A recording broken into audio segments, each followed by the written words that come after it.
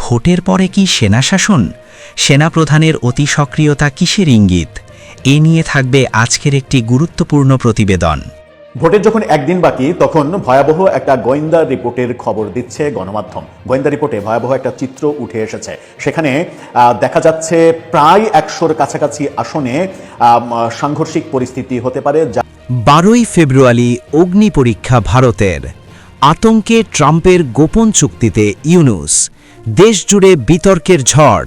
সময় এসে একে একে যে ধরনের সংবাদ আমাদের সামনে এসে উপস্থিত হচ্ছে তাতে ডক্টর ইউনূস সরকারের গলাবাজি থেমে যাওয়ার কথা ছিল, কিন্তু আমরা জানি যে কদিনই তিনি প্রধান উপদেষ্টা হিসেবে থাকুন না কেন বা তার সরকার টিকে থাকুক না কেন, গলাবাজি তা থামবে না।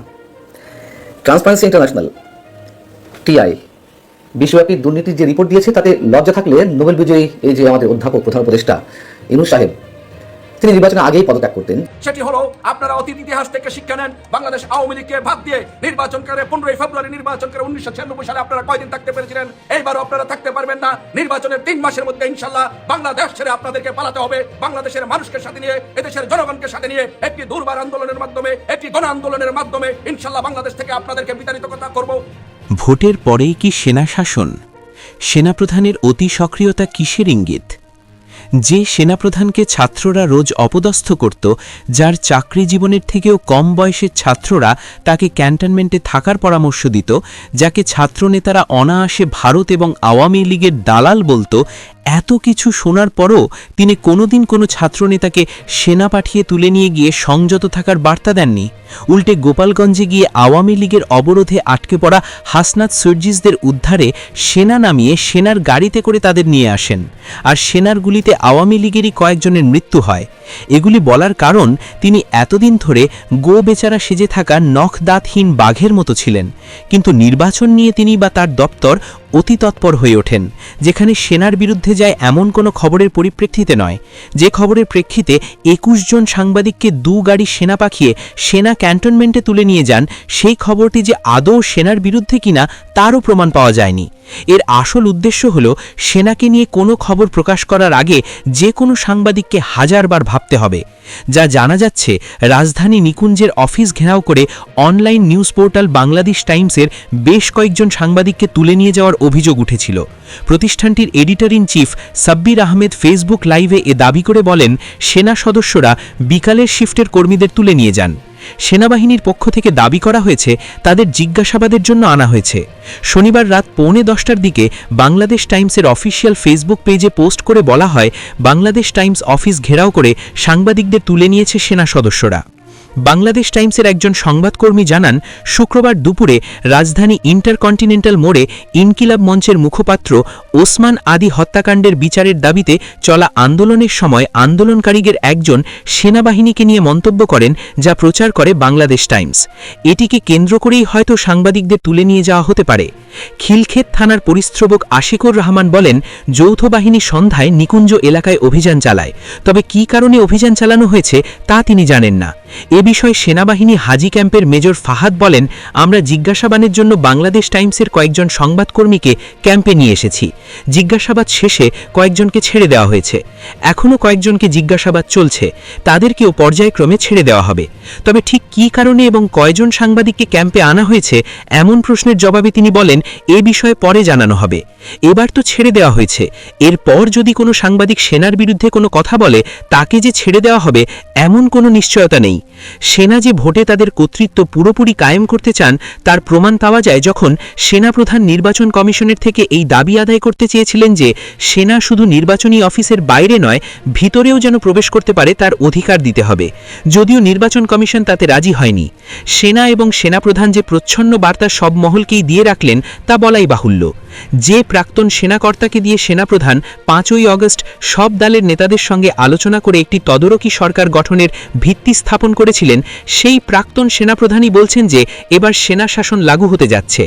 সেনাপ্রধানের বক্তব্যে এটি তখনই সম্ভব যদি এই নির্বাচন ভেস্তে যায় বা রাজনৈতিক দলগুলি ব্যর্থ হলে, তখন সেনাপ্রধান আবার সাধারণ মানুষের পাশে দাঁড়াবেন। মানে ওই যে 1 লক্ষ সেনা মাঠে আছে, তারা এবার ক্ষমতার দখল নেবে। যদিও সেনা শাসনের নিয়ম হলো বেসামরিক সরকার ভেঙে দিয়ে সামরিক বাহিনীর সরাসরি নিয়ন্ত্রণ প্রতিষ্ঠা, যেখানে দেশের সাধারণ আইন স্থগিত করে সামরিক আইন বা কমান্ডারের নির্দেশ কার্যকর করা হয়। সাধারণত জরুরি পরিস্থিতি, প্রাসাদ ষড়যন্ত্র বা অভ্যুত্থানের মাধ্যমে সেনাশাসন জারি করা হয়। এই তদারকি সরকার যে পাহাড় পরিমাণ দুর্নীতি করেছে তার প্রকৃষ্ট উদাহরণ হল হাসিনার সময় দেশে ঋণের পরিমাণ ছিল 2 লক্ষ কোটি টাকা, বর্তমানে যা 23 লক্ষ কোটিতে দাঁড়িয়েছে। বাণিজ্য উপদেষ্টা এটা বললেন না যে হাসিনা ছেড়ে যাওয়ার সময় দেশে ঋণের পরিমাণ কত ছিল। নিজেদের ব্যর্থতা ঢাকতে তদারকি সরকারের সময় কতটা ঋণ বৃদ্ধি পেয়েছে তা বলা হয়নি। ফলে সেনা যে কি করবে ভোটে এবং ভোটের পরে তা কেউ আগাম বলতে পারবে না। 12ই ফেব্রুয়ারি অগ্নি পরীক্ষা ভারতের। আতঙ্কে ট্রাম্পের গোপন চুক্তিতে ইউনুস, দেশ জুড়ে বিতর্কের ঝড়। বাংলাদেশে 2026 সালের 12ই ফেব্রুয়ারি অনুষ্ঠিত হতে চলেছে বহুল প্রতীক্ষিত 13তম জাতীয় সংসদ নির্বাচন এবং একই সঙ্গে একটি গুরুত্বপূর্ণ গণভোট। তবে নির্বাচনের ঠিক আগ মুহূর্তে মোহাম্মদ ইউনুসের নেতৃত্বাধীন অন্তর্বর্তী সরকারের একের পর এক ব্যয়বহুল প্রকল্প অনুমোদন এবং আন্তর্জাতিক বাণিজ্যিক চুক্তি স্বাক্ষরের হিড়িক নিয়ে দেশ জুড়ে বিতর্কের ঝড় উঠেছে। সাধারণত নির্বাচনের আদর্শ আচরণবিধি অনুযায়ী অন্তর্বর্তীকালীন সরকার কেবল দৈনন্দিন রুটিন কাজ চালানোর কথা থাকলেও এই সরকার যে গতিতে বিশাল অঙ্কের প্রতিরক্ষা ও বাণিজ্যিক চুক্তি করছে তাকে অস্বাভাবিক বলে মনে করছেন রাজনৈতিক বিশ্লেষকরা। গত 1 ডিসেম্বর থেকে 25 জানুয়ারির মধ্যে ঢাকা প্রায় 1,07,000 কোটি টাকা ব্যয়ে 64টি প্রকল্পের অনুমোদন দিয়েছে। এর মধ্যে 40টি একেবারে নতুন প্রকল্প। এছাড়া যুক্তরাষ্ট্র, ব্রিটেন ও চীনের সঙ্গে যুদ্ধতরী এবং 14টি বোয়িং বিমান কেনার মতো বড় চুক্তিও এই তালিকায় রয়েছে। সমালোচকদের প্রশ্ন, যেসব দীর্ঘমেয়াদী নীতিগত সিদ্ধান্ত কেবল একটি নির্বাচিত সরকারের নেওয়ার কথা, সেগুলো কেন অন্তর্বর্তী সরকার বিদায় বেলায় তড়িঘড়ি করে সম্পন্ন করছে? বিশেষ করে যুক্তরাষ্ট্রের সঙ্গে একটি গোপন বাণিজ্য চুক্তি স্বাক্ষরের তোড়জোড় নিয়েও ধোঁয়াশা তৈরি হয়েছে। ভোটের যখন একদিন বাকি তখন ভয়াবহ একটা গোয়েন্দা রিপোর্টের খবর দিচ্ছে গণমাধ্যম। গোয়েন্দা রিপোর্টে ভয়াবহ একটা চিত্র উঠে এসেছে। সেখানে দেখা যাচ্ছে প্রায় 100-র কাছাকাছি আসনে সাংঘর্ষিক পরিস্থিতি হতে পারে, যার ফলে সেই সকল আসনের নির্বাচন স্থগিত হয়ে যেতে পারে। এবারের ভোটে জঙ্গি হামলার আশঙ্কা করা হচ্ছে, যেটাকে পুলিশ প্রধান আইজিপি পর্যন্ত উড়িয়ে দিতে পারেননি, উড়িয়ে দিতে চাননি, কিন্তু আত্মবিশ্বাস দেখিয়েছেন। অর্থাৎ জঙ্গি হামলার আশঙ্কা যেমন রয়েছে, তেমনি প্রায় 100-র কাছে আসনে গোলযোগ হওয়া এবং সেই নির্বাচন বন্ধ হয়ে যাওয়ার প্রেক্ষাপট গোয়েন্দা রিপোর্টে বেরিয়ে এসেছে। বাংলাদেশের অন্তত 2টি গণমাধ্যম, বিডি নিউজ এবং আজকের পত্রিকা, এই ভয়াবহ তথ্যগুলো সামনে এনেছে। বিডি নিউজ জঙ্গি হামলার আশঙ্কার কথা বলছে এবং সেখানে আইজিপির মতামত তুলে এনেছে তারা। পুলিশের আইজিপি আজকে সংবাদ সম্মেলন করেছেন, সেখানে কি কথা বললেন তিনি সেই প্রসঙ্গগুলো উঠিয়ে এনেছে। অন্যদিকে আজকের পত্রিকা গোয়েন্দা রিপোর্টের ভয়াবহ তথ্য সামনে এনেছে। ভোট নিয়ে কি হচ্ছে? খারাপ কিছু হতে চলেছে, যেটা আমাদের প্রত্যাশা নয়। চলুন একটু জেনে দেখি কি পরিস্থিতির কথা বলছে গণমাধ্যম, পুলিশই বা কি বলছে। থাকবেন পলিটিক্স টিভির নিয়মিত আয়োজনে।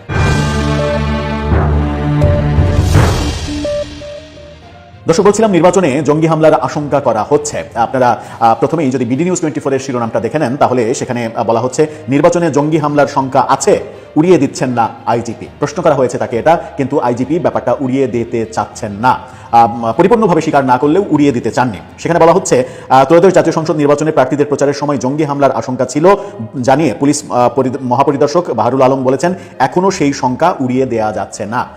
নির্বাচনের প্রচারকালে অনেক বেশি শঙ্কা ছিল, তিনি বলছেন যে এখনও সেটা উড়িয়ে দেওয়া যাচ্ছে না। তার মানে নির্বাচনের দিন খারাপ কিছু ঘটলে ঘটতেও পারে। পুলিশ সদর দপ্তরের মিডিয়া সেন্টারে এই কথা বলেছেন তিনি বলেছেন, আমি মনে করি জঙ্গি হামলার আশঙ্কাটা কেরানীগঞ্জের ঘটনা, যেটা মাদ্রাসায় বোমা বিস্ফোরিত হয়েছিল, যদি না ঘটতো এই মুহূর্তে তীব্র আশঙ্কা বোধ করছি না, তবে উড়িয়েও দিচ্ছি না। হামলার ব্যাপারে আমরা ব্যবস্থা নিয়েছি। কেরানীগঞ্জের ওই ঘটনা নিয়ে গণমাধ্যমে খুব একটা শোরগোল হতে দেখিনি, ধারাবাহিক রিপোর্ট হতে দেখিনি, কিন্তু ওই ঘটনাটা একটা বড় বার্তা দিয়েছিল।